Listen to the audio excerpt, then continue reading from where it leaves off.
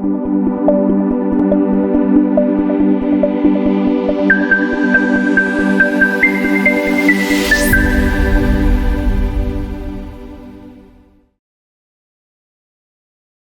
Everyone, जय हिंद दोस्तों।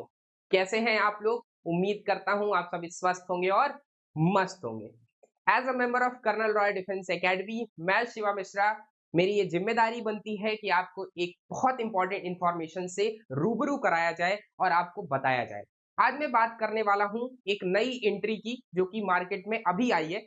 नई आई है, नवंबर महीने में आई है, हर साल आती है, इस साल भी आई है। इसी एंट्री के बारे में हम बात करने जा रहे हैं। इसकी फुल डिटेल्स के बारे में बात करेंगे, इसकी एलिजिबिलिटी क्राइटेरिया, क्या आप इसके लिए एलिजिबल है कि नहीं है। इस वीडियो के बाद आप रूबरू हो जाएंगे इस चीज से, आप अवगत हो जाएंगे, आपको पता चल जाएगा कि मैं एलिजिबल हूं कि नहीं हूं और क्या क्या चीजें रिक्वायरमेंट्स होंगी फॉर्म फिल करने से लेकर के सारी डिटेल्स के बारे में हम बात करने वाले हैं। एंट्री का नाम है, जैसे कि हर बार आता है, इस बार भी टेक एंट्री है, that is navy 10+2 BTech entry है। इंडियन नेवी हर साल कराता है, साल में 2 बार आती है ये एंट्री, एक बार जून में और एक बार नवंबर में। नवंबर में इसका नोटिफिकेशन आ जाता है, फॉर्म दिसंबर में भरता है, 1-2 महीने बाद एसएसबी हो जाती है। डायरेक्ट एंट्री है, एक ऐसी एंट्री जहां पे आपको कोई रिटन एग्जाम नहीं देना है। अगर आप स्टूडेंट हैं, क्लास 12th में पढ़ रहे हैं या 12th पास आउट कर चुके हैं, आपका सपना जेई भी है, आप जेई की प्रिपरेशन भी कर रहे हैं, आप एनडीए की प्रिपरेशन भी कर रहे हैं, आप जेई देते हैं, हर साल दे रहे हैं, आप जेई में अपीयर होते हैं, तो आपके लिए ही ये एंट्री आई है। ऐसे ही बच्चों के लिए जो डिफेंस में टेक्निकल बैकग्राउंड से जाना चाहते हैं, उनके लिए एंट्री है। आइए इस पर बात करते हैं। कुछ इंफॉर्मेशन जो आपको रिक्वायरमेंट है, इसको देख लीजिए, ध्यान से समझ लीजिए और जो भी आपके डाउट्स होते हैं उसको आप पूछ लीजिए। जैसे कि नाम बताया मैंने, 10+2 navy 10+2 BTech entry conducted by Indian Navy, join Indian Navy की वेबसाइट है, आप वहां से जाके इसका फॉर्म फिल कर सकते हैं। इसके लिए एलिजिबिलिटी क्राइटेरिया वगैरह देखते हैं, जरा समझते हैं पूरी चीज। सबसे पहले हम समझते हैं कि फॉर्म आया है तो कब से कब तक डेट है इसकी भरने की। तो फॉर्म की जो डेट है, दैट इज ओपनिंग है 6 दिसंबर 2024 से, और भरा जाएगा कब तक, चलो ध्यान देते हैं जरा। 6 दिसंबर 2024 से लेकर के आपको ये फॉर्म भरना है, और कब तक, 20 दिसंबर 2024 तक ये फॉर्म भरा जाएगा। 6 दिसंबर से 20 दिसंबर, मतलब सिर्फ आपको 15 दिन का ही समय मिलेगा ये फॉर्म भरने के लिए। तो जल्दी से जल्दी ये फॉर्म भर दीजिएगा, जितना जल्दी आप फॉर्म भरेंगे उतना बढ़िया रहेगा, कोई गलती मत करिएगा। टोटल 36 वैकेंसीज है, पहले ये समझ लीजिए। 36 वैकेंसी में मैक्सिमम 7 वैकेंसीज किसके लिए हैं, गर्ल्स के लिए हैं, वुमेन्स के लिए हैं। अगर आपको समझना है ये बात कि मेल और फीमेल दोनों इसके लिए एलिजिबल हैं, मेल भी भर सकते हैं, फीमेल भी भर सकते हैं, दोनों की एसएसबीज भी अलग अलग होती हैं। तो 7 post for females and remaining 29 post for mails. Clear हो गई बात। अब आता है मेन चीज जो है, that is date of birth का बहुत बड़ा इशू रहता है। जब भी आप डिफेंस की कोई भी सर्विसेज में जाते हैं, आपकी डेट ऑफ बर्थ का बहुत बड़ा इशू रहता है, आपको समझना पड़ेगा डेट ऑफ बर्थ को। तो ये डेट ऑफ बर्थ है 2 जनवरी 2006 टू 1 जुलाई 2008, मतलब 2 ऑफ जैन से लेकर के 2006 से 1 ऑफ जुलाई 2008 तक, इसके बीच में अगर आपकी डेट ऑफ बर्थ है तो आप इस फॉर्म को भर सकते हैं। अब समस्या ये है कि कोई 1 जुलाई 2006 को पैदा हुआ है, तो समस्या यही आती है कि अगर 2 जुलाई से दिया है, सॉरी 2 जनवरी से दिया है, अगर आप कोई 1 जनवरी को पैदा हुआ है, तो फिर उसके लिए ये फॉर्म गड़बड़ हो जाएगा, फिर वो भर नहीं पाएगा इस फॉर्म को, एलिजिबल नहीं है इसके लिए वो। तो ये बात आपको समझ में आ रही है कि इसके बीच में अगर आपकी डेट ऑफ बर्थ है तभी आप भर सकते हैं। एक दिन भी होता है ना, तो फिर वो आपको एट लास्ट जाके, पहले तो आप फॉर्म ही नहीं भर पाओगे, अब तो फॉर्म ओपन ही नहीं होता ऑनलाइन प्रोसेस में, इसके बीच में अगर डेट ऑफ बर्थ है तभी भर पाओगे। क्लियर हो गई बात। डेट ऑफ बर्थ क्लियर है।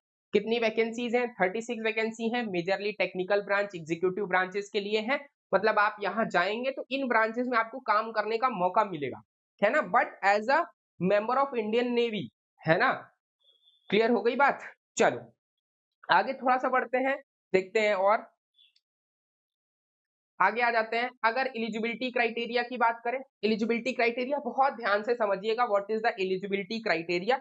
बार बार नहीं पूछेगा कोई और बार बार इस पे कोई परेशान नहीं होगा, एक बार में समझ लीजिए what is the eligibility criteria.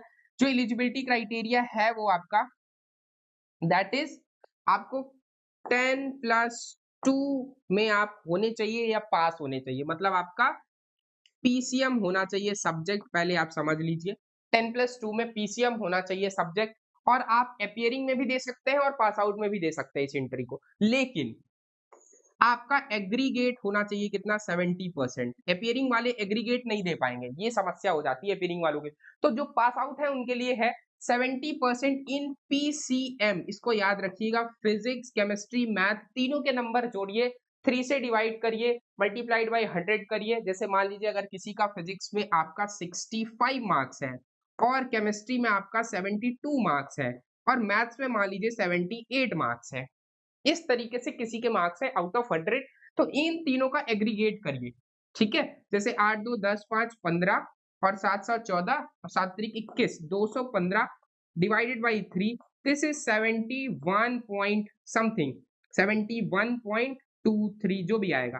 तो ये जो नंबर है ये आपका परसेंटेज आ गया 71, जो भी आएगा 71, ये एग्रीगेट है ना, राइट। ये जो परसेंटेज आ गया आपका, ये 70 से ज्यादा होना चाहिए। ये अगर 70 से ज्यादा है तो आप भर सकते हैं फॉर्म को, अदरवाइज आप नहीं भर सकते। अगर एग्रीगेट आपका कम आ रहा है, अब कोई पूछेगा सर मेरा फिजिक्स में 50 मार्क्स है, कोई बात नहीं बेटा, अगर आपका पीसीएम में ओवरऑल 70% से अबव है तो आप एलिजिबल है, अदरवाइज एलिजिबल नहीं है। क्लियर हो गई बात ये? चलो, इतनी बात क्लियर हो गई। अब जरा इंग्लिश की बात कर लेते हैं। इंग्लिश में आपका 50% मार्क्स होना चाहिए आइदर इन क्लास 10th और 12th, मतलब 10th या 12th किसी में भी आपका 50% मार्क्स इंग्लिश में होना ही चाहिए। मेजरली 10th में होना चाहिए, 12th का नहीं होता, 10th को माना जाता है। 10th में 50% है तो फिर आप इस फॉर्म को भर सकते हैं। इंग्लिश में 50% ऑब्वियस है कि लगभग सबका होता है। ठीक है, इतनी बात समझ में आई। एलिजिबिलिटी क्राइटेरिया समझ में आ रही है। पीसीएम सब्जेक्ट में 70% एग्रीगेट होना चाहिए, प्लस आपका क्या होना चाहिए, इंग्लिश में 50% मार्क्स होने चाहिए। क्लियर हो गई बात? और दूसरी बात है, इसके बाद आप जेई मेंस में अपीयर्ड होने चाहिए। किसमें? जेई मेंस एग्जाम में आपको अपीयर्ड होना चाहिए, right. Appeared in JEE Mains, है ना। जेई मेंस में आपको अपीयर्ड होना चाहिए। अगर आपने जेई मेंस का फॉर्म भर रखा है और आपने पेपर दे रखा है, आपके पास रिजल्ट है, तो आप इस फॉर्म को फिल कर सकते हैं। अब रिजल्ट, सर मेरा रिजल्ट तो ऐसा आया है कि मैंने कट ऑफ क्वालिफाई नहीं किया है, फिर कैसे करें हम? जेई मेंस तो मेरा क्वालिफाइड नहीं है। कोई बात नहीं बेटा, जेई मेंस नहीं भी क्वालिफाइड है तब भी आप फॉर्म भर दीजिए, बशर्ते आपकी अगर 2 से 3 लाख के बीच बीच में है रैंक, 2 to 3 लाख। और ये तब रैंक आती है ना जब आप क्वालिफाइड नहीं करते। ठीक है, तो 2 से 3 लाख के बीच में भी रैंक है तब भी आप इस फॉर्म को भर सकते हैं। 300 मार्क्स का शायद पेपर होता है आपको, तो 300 में आपके अगर 60-70 मार्क्स भी आ रहे हैं अप्रोक्सीमेटली, आप फॉर्म भर सकते हैं। आपका कॉल लेटर फिर भी आने की संभावना है। क्लियर हो गई बात? तो जेई मेंस जो बच्चे अपीयर करते हैं, जिनका इस बीच में रैंक आता है, वो फॉर्म भर सकते हैं। अगर कोई डाउट अभी भी है तो आप कमेंट डाउन करके पूछ लीजिए। प्रीवियस ईयर का आप चेक कर लीजिए, वैसे 2 से 3 लाख 2.5 लाख तक बच्चों को बुलाया जाता है, तो इस बार भी बुलाया ही जाएगा, कोई नई बात नहीं है। इतनी बात क्लियर हुई। लेकिन हाँ, याद रखिएगा 2024 में लास्ट ईयर जितने दो, एक साल में 2 बार होता है पेपर जेई मेंस का, तो इन्हीं में से अगर आपने फॉर्म भर के अगर दिया है पेपर तो जो है आप एलिजिबल हैं। इससे पहले नहीं कि मैंने 2023 में दिया था, नहीं, वो वैलिड नहीं है। 2024 में अगर आपने जेई मेंस दिया है तो वैलिड है। क्लियर हो गई बात? इतना समझ में आया अभी तक? आगे बढ़ जाए थोड़ा सा।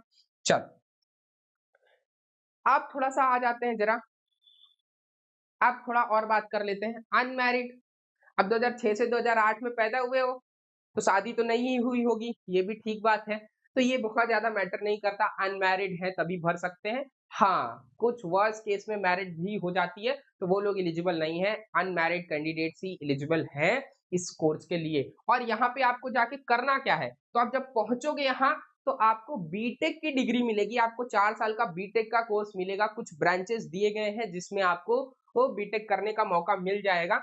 जैसे कि आप देखिएगा, ये कुछ ब्रांचेस हैं electronics, communication engineering, mechanical, electronic communication engineering aligning with naval requirements, ये सारे कुछ हैं जिसमें आपको क्या मिल जाएगा, इंजीनियरिंग करने का मौका मिलेगा, बीटेक का मौका मिलेगा। और आपको डिग्री कहाँ की मिलेगी, डिग्री मिलेगी जेएनयू की। ठीक है, प्रेस्टिजियस यूनिवर्सिटी है आपका, ये पूरे भारत की टॉप 1 रैंकिंग की यूनिवर्सिटी है, एनआईआरएफ की रैंकिंग में नंबर 1 यूनिवर्सिटी है जेएनयू, तो वहां की रैंकिंग मिलेगी।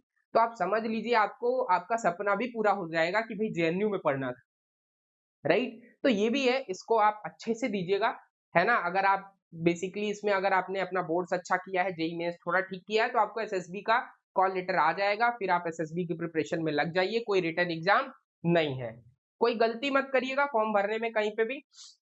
बाकी बात करते हैं, वही है सब कुछ, एज लिमिट आपको पता ही है, अभी बताया 2006 से 2008 के बीच में होना चाहिए। एग्जाम कंडक्टिविटी इंडियन नेवी कराता है एग्जाम, और साल में 2 बार होता है, एक जून में एक नवंबर में। नवंबर में नोटिफिकेशन आ गया, दिसंबर में आपको फॉर्म भरना है, और बहुत जल्दी ही इसका आपको एसएसबी कॉल लेटर भी आ जाएगा 1 से 2 महीने के अंदर अंदर। तो तुरंत प्रिपरेशन स्टार्ट कर दीजिए, ये नहीं कि अभी फॉर्म भरा है अभी 3 महीने इंतजार करेंगे, ऐसा नहीं होगा। अचानक आएगा, 10-15 दिन पहले आएगा, और आप कुछ कर नहीं पाएंगे फिर वहां पे। ठीक है, तो ये आप ध्यान रखिए, पहले से ही प्रिपरेशन अपनी स्टार्ट कर दीजिए। अब ट्रेनिंग पीरियड में कुछ नहीं होता, candidate selected will enrol as cadets for a 4 year BTech course. वही बात है कि बीटेक कोर्स के लिए आप जाएंगे, इन ब्रांचेस में आपको बीटेक कोर्स करना पड़ेगा। बीटेक कोर्स करके आएंगे, जेएनयू की आपको डिग्री मिलेगी, उसके बाद आपको पोस्ट वही मिलेगी जो आप एनडीए के थ्रू जाते अगर तो मिलती, दैट इज सब लेफ्टिनेंट या लेफ्टिनेंट। नेवी में अभी भी सब लेफ्टिनेंट होता है, तो सब लेफ्टिनेंट या लेफ्टिनेंट की पोस्ट आपको पहली पोस्ट मिलने वाली है। और सैलरी एज इट इज, जो पहले आप एनडीए से जाते वही सैलरी वही है, सेम एज इट इज, कुछ भी अंतर नहीं होने वाला, चाहे आप एनडीए के थ्रू जाएं चाहे टेक एंट्री के थ्रू जाएं। बस डिफरेंस ये है कि एनडीए में ज्यादा पोस्ट आती हैं, 400 के आसपास पोस्ट होती हैं, यहाँ सिर्फ 36 पोस्ट हैं। वहां आप जाते हैं तो आपको कोर्स करने को वहां भी मौका मिलता है, वहां बीएससी बीए जो भी करते हैं, यहाँ आपको टेक एंट्री है तो आपको बीटेक करना पड़ेगा। थोड़ा थोड़ा डिफरेंस है बस, वहां आपका रिटन एग्जाम होता है, यहाँ कोई रिटन एग्जाम नहीं है, क्योंकि जेई मेंस आप दे के जाते हैं इसलिए रिटन एग्जाम नहीं है, वहां एनडीए दे के जाते हैं, बस यही अंतर है, बाकी कुछ अंतर नहीं है। तो अभी तक मुझे लग रहा है सारे डाउट्स क्लियर हो गए होंगे। और कोई डाउट, फॉर्म कैसे भरना है, इंडियन नेवी की वेबसाइट पे जाइए, अपना वहां पे पूरा प्रोफाइल कंप्लीट करिए, अपनी रिक्वायरमेंट्स को भरिए और फॉर्म फिल करिए, बहुत आसान है। उसके लिए मैं सेपरेट वीडियो बना दूंगा, एक फॉर्म भर के आपको दिखा दूंगा, अगर आपको लगता है तो मैं फॉर्म भर दूंगा। क्लियर हुई बात? और कोई डाउट हो तो आप कमेंट डाउन करके पूछ सकते हैं। बस आज के लिए इतना ही। मुझे लग रहा है इन्फॉर्मेशन आपको समझ में आ गई होगी। इससे रिलेटेड कोई भी किसी भी तरीके की क्वेरी होती है, और कोई भी आपको तैयारी से रिलेटेड जानकारी चाहिए, एसएसबी से रिलेटेड जानकारी चाहिए, आप दिए गए कॉन्टेक्ट नंबर पे कॉन्टेक्ट करिए, हम आपके साथ हैं, आपकी तैयारी के में पूरा साथ देंगे एसएसबी तक। ठीक है, आज के लिए इतना ही। थैंक यू सो मच, जय हिंद।